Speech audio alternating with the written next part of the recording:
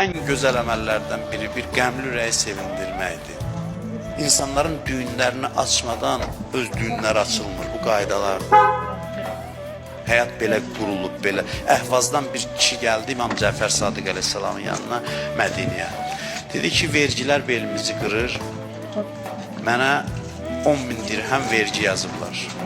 İmam Sadiq əleyhissalam dedi, İmam Cəfər Sadiq əleyhissalam dedi ki, mən neyim, mənliyi nə var?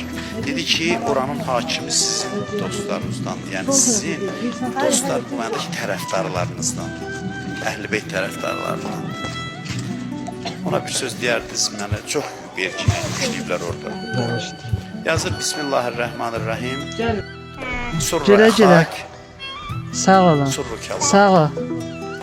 Qardaşını sevindir, Allah səni sevindir. Allah bu balağı saxlasın. Aparır məktubu, təqdim edir o Sağ olun. hakimə, kəndli. Deyib, baxır, görür İmam Sadiqin xəttini, öpür, qoyur gözünün üstünə. Deyir ki, gətirin dəftəri, bu ilin vergisini mən ödəyəcəm sənə. Şad Onların oldum. üzündən təbəssümü əks eləməz. Ondan əlavə